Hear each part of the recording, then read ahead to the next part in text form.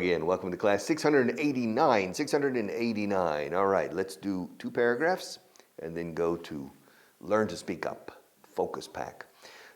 Paragraph 173. Okay, well, we only have 26 paragraphs left.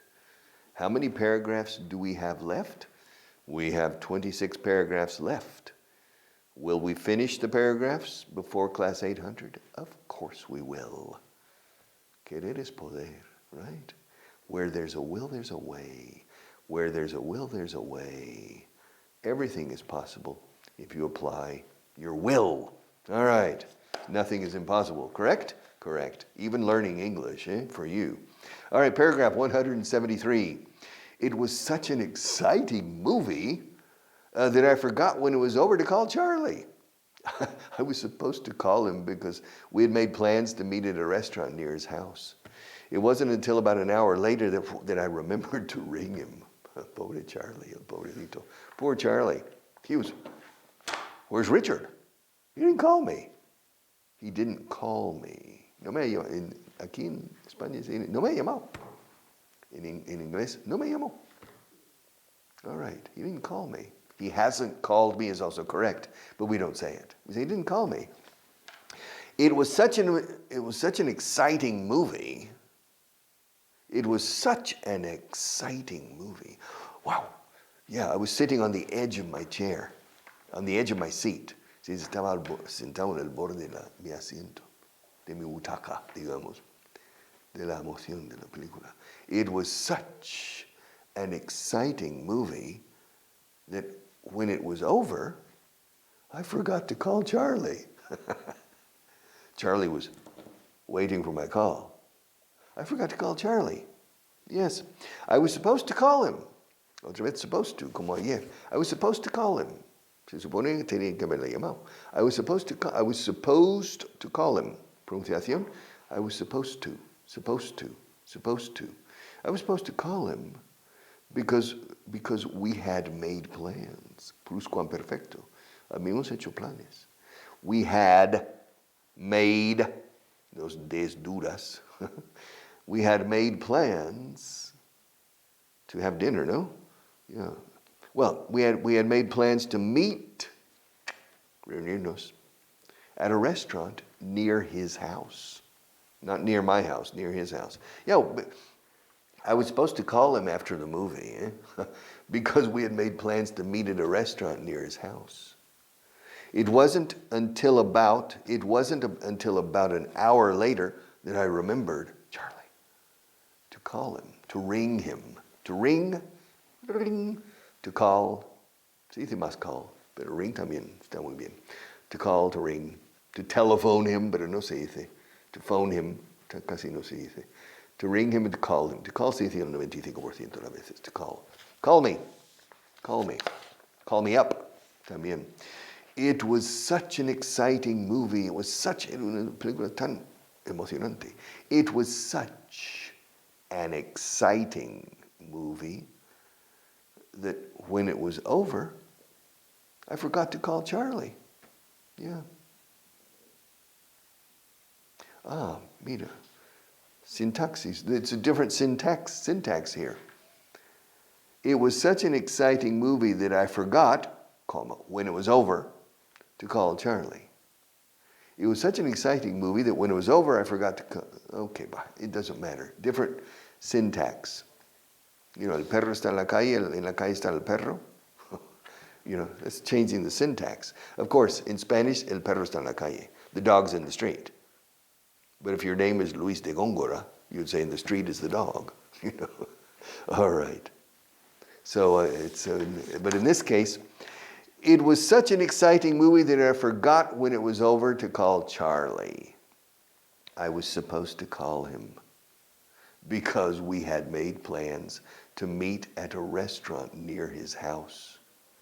It wasn't until about an hour later that I remembered to ring him. And I said, hey, Charlie. Hey, Richard. I was waiting for your call. I was expecting your call, and then I started waiting. Well, I'm sorry, it just completely slipped my mind. Se me fue el santo al cielo. In Spanish, your saint goes to heaven, not in English. It completely slipped. Casi siempre lo decimos con completamente. Se me olvidó por completo. Se dice. It completely slipped my mind. Se deslizó de mi mente. Se resbaló. It just completely slipped my mind. It slipped my mind means se me olvidó. Pero en el sentido del santo al cielo. It slipped my mind. It completely slipped my mind. I completely forgot, Charlie. I'm really sorry. Hey, we can still get together. No, I opened a can of fabada at home. I don't need fabada for dinner? Yeah, why not? But are you sure you're going to sleep well tonight after eating a can of fabada? Yeah, I have fabada for dinner maybe once a month. I mean, a can of fabada is not that much. Yeah, I mean, it's a good meal. And besides, it's legumbres. They're good for your health. Better than the restaurant near my house. Okay, well, gosh, Charlie, gosh, viene de la palabra God, Dios, como Dios mío, gosh. Eso para no decir el nombre de Dios en vano, not to say God's name in vain. We say gosh. Es una forma de suavizar, como así dicen, me cachis, me cachis en 10. Para suavizar la cosa, we say gosh instead of saying God. All right, gosh. My gosh. Dios mío. We say, my God. Oh, my God. We say, my gosh. I completely forgot. It completely slipped my mind. Hey, Charlie. Yeah, Richard here. Yeah, hey, man, I'm really sorry. I completely forgot. My God, it completely slipped my mind. I mean, the movie was so exciting. It was such an exciting movie that I completely forgot. Hey, man, you up for dinner? Are you up for dinner means te animas. Cenamos, te animas. O sea, are you up for dinner? Oh, fabada. You had a can of fabada? Come on, Charlie. You're going to have bad dreams tonight, nightmares, pesadillas, after fabada for dinner. Nobody eats fabada for dinner. Well, okay. He says the exception proves the rule. En inglés se dice la excepción prueba la regla, o sea, demuestra la regla. In Spanish we say confirma. The exception proves the rule. Well, I hope you sleep well tonight. I'm really sorry, Charlie. All right, listen, why don't we get together? Why don't we get together tomorrow night? Same place, in the restaurant near your house. What was the name of the restaurant? Casa Manoli. Okay, well, Casa Manoli tomorrow. 8 p.m.? 8:30. All right, 8:30. Casa Manoli tomorrow. And I promise I won't forget. And I won't touch the microphone, Marta. I need to be careful and not touch the microphone because then you hear, all right. Okay, Charlie, take care. Again, my apologies. Mis disculpas. My apologies. And see you tomorrow at 8:30 in Casa Manoli near your house. Take care. Bye-bye. All right. Okay, everything's okay now. After such an exciting movie, yeah. It was so exciting that I completely forgot. I was on the edge of my seat. It was action, suspense, espionage, love, everything in one movie.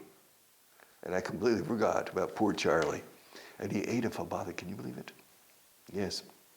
All right, paragraph 174. 174, which means, lo cual quiere decir, which means that we only have 25.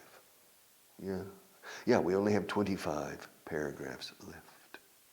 We have completed successfully 173 paragraphs out of the 198, which means we have 25 paragraphs left. Paragraph 174. You'll have more trouble understanding them than you think, eh? Ojo, be careful. You think you're going to understand those people when you go there? Desengáñate. Come on. Don't get your hopes up. Don't get your hope, no eleves tus esperanzas. Se desengáñate un poco. Don't get your hopes up. You'll have more trouble. Te costará más. To have trouble is costarle a uno trabajo. You'll have more trouble understanding them than you think, eh? Since most of them have never been abroad, they don't know how to speak to foreigners. They're not used to talking slowly and choosing easy words. They don't realize that your English is limited. All right. This is an interesting case. People who travel a lot, for example, British people or American people, Canadian people, who travel abroad. Abroad means al extranjero, que viajan al extranjero o en el extranjero.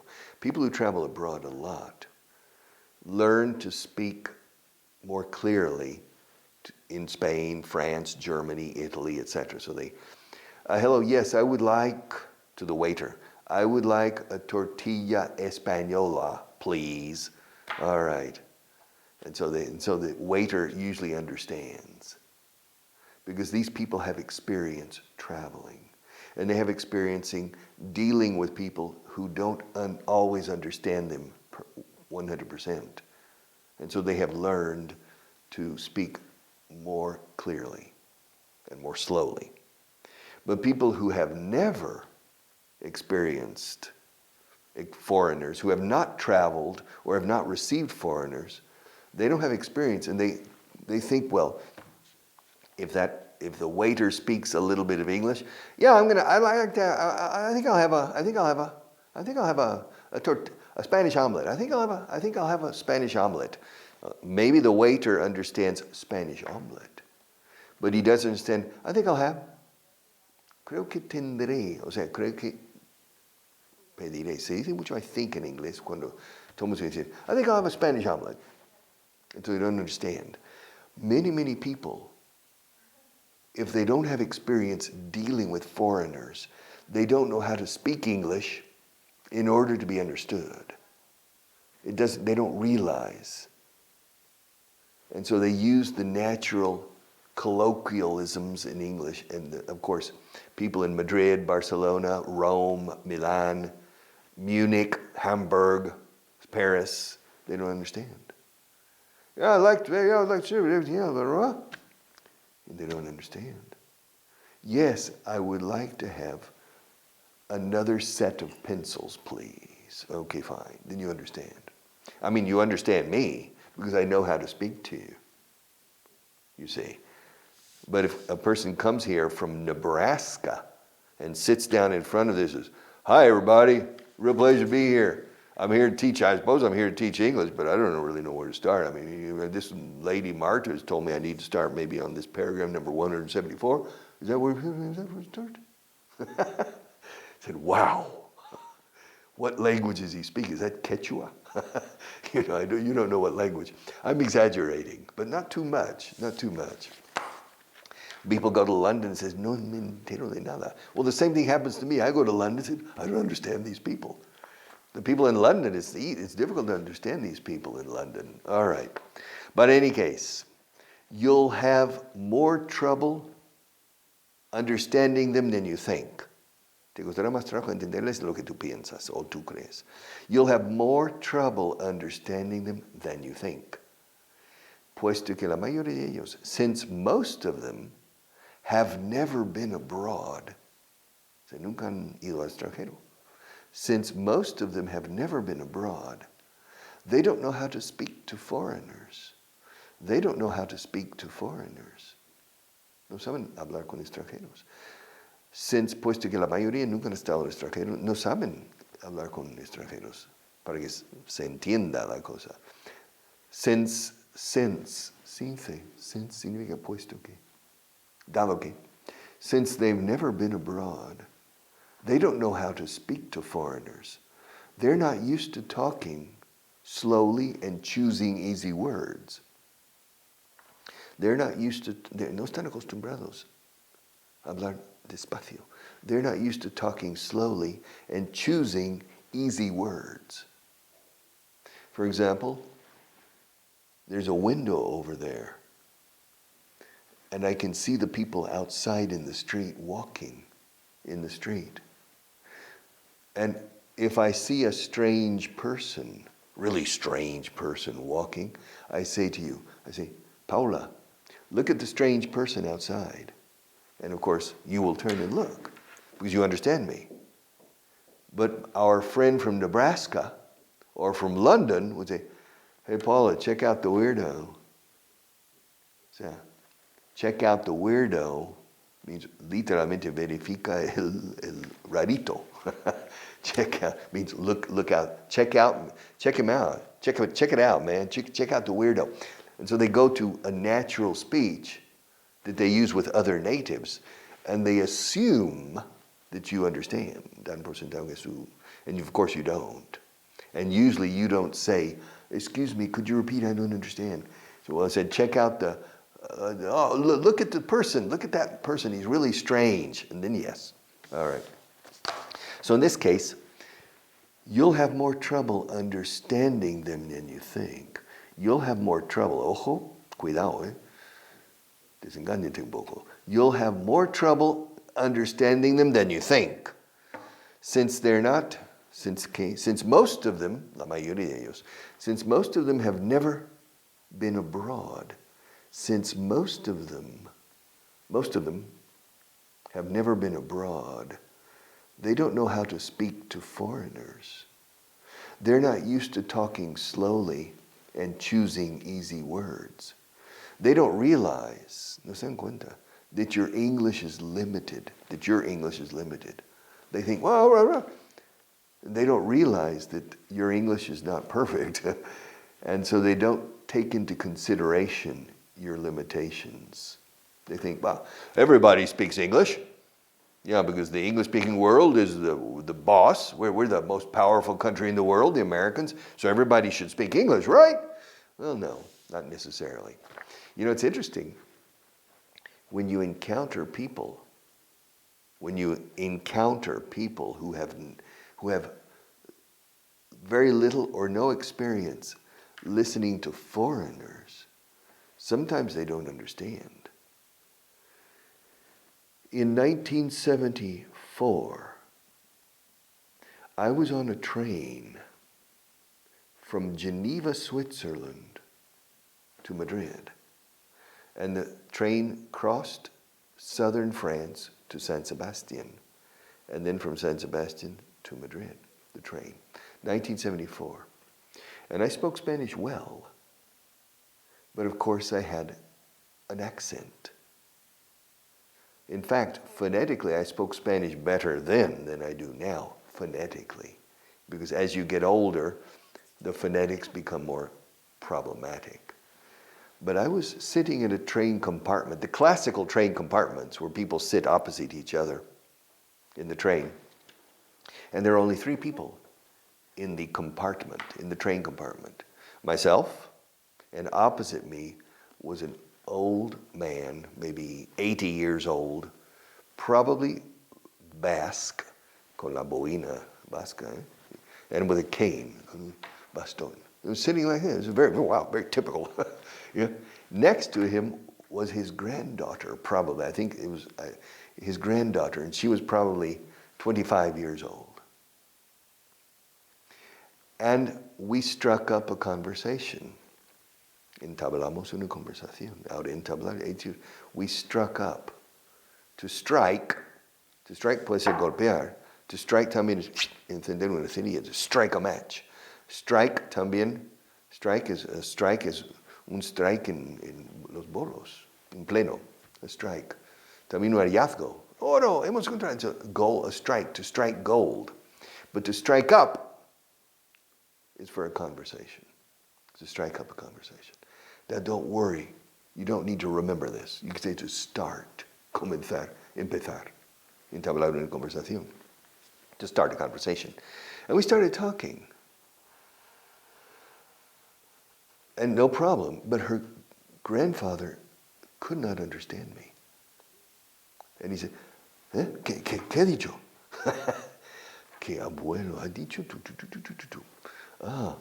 And then the next time I said, ¿Qué ha dicho? He didn't understand anything I said. Because he had never heard, apparently. Well, she said, well, he's never heard foreigners speak Spanish. He's from a small village in Guipúzcoa, and so he didn't have the experience of listening to somebody speak Spanish with an accent, you see. I mean, somebody says, yo creo que es necesario. ¿Cómo? And he didn't understand it. And so that happens here. You'll have more trouble. To have trouble, más gerundio, se dice a diario para costarle trabajo, te costará trabajo, ya verás. You'll have trouble understanding them. You'll have trouble understanding them. You'll have more trouble understanding them than you think. You think you'll go to London and understand the people. Good luck, my friend. You won't understand a thing the first time. Pero ¿qué idioma hablan? ¿Es holandés o es inglés? Okay, it's English, but you don't understand it. Yeah. You'll have more trouble, double trouble. You'll have more trouble understanding them than you think. Since most of them have never traveled abroad, since most of them had never been abroad, they don't know how to speak to foreigners. They don't know how to speak to foreigners. They're not used to talking slowly and choosing easy words. Yeah. I like those pencils. Man, I really dig those pencils. Wow, I mean, I really dig those pencils. Okay, it's a slang way of saying it. I mean, me chiflan, me encantan. I mean, you have ways of saying, different ways of saying I like. Yes, I like. But if you're speaking to a foreigner, you say, me gustan esos lápices. Okay, fine.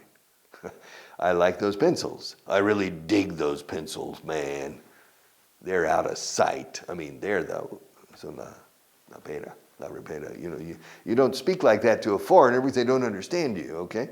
So, since most of them have never been abroad, they don't know how to speak to foreigners. They're not used to talking slowly and choosing easy words. Están acostumbrados a hablar despacio y a elegir palabras fáciles. They are not used to, they're not used to talking slowly and choosing easy words. They don't realize that your English is limited, okay?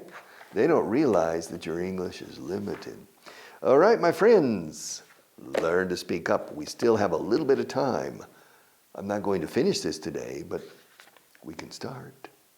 We can't finish, but at least we can start. List number 14 on page 160. Page 160.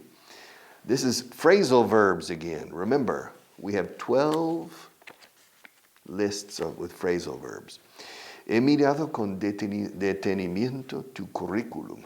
Okay.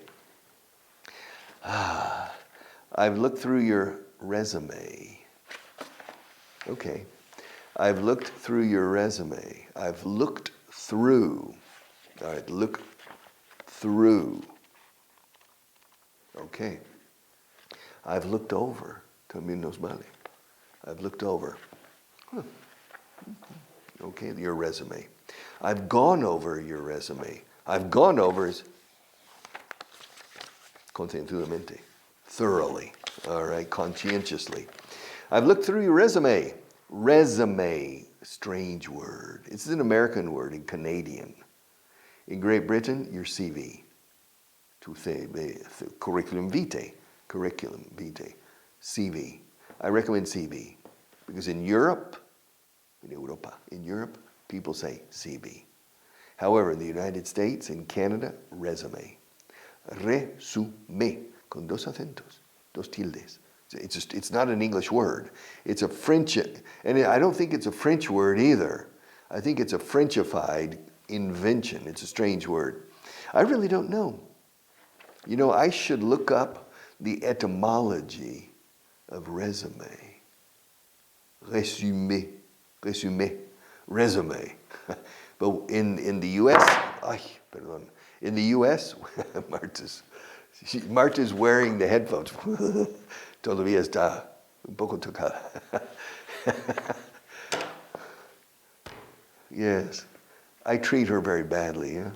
But resume, if you say CV in the United States, I think people understand you. Yes, especially in the human resources area. But a normal person does CV. Well, curriculum vitae. Yes, it rings a bell. Suena. It rings a bell. Resume. All right. I've looked through your resume. He mirado detenidamente tu currículum. Mi coche se averió en medio de la carretera. My car broke down.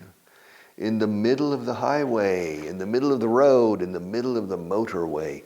My car broke down. Kaput, as the Germans say. That's the most international German word. All features end in kaput. My car broke down. In the middle of the highway. Desglosa las ventas. Desglósalas por regiones. Break down the sales. Break them down by regions. All right. Break down the sales. Break them down by regions. Dale la vuelta a la tortilla. Dale la vuelta ahora. Turn over the omelet. Turn it over now, before the end of the class. Okay. See you tomorrow.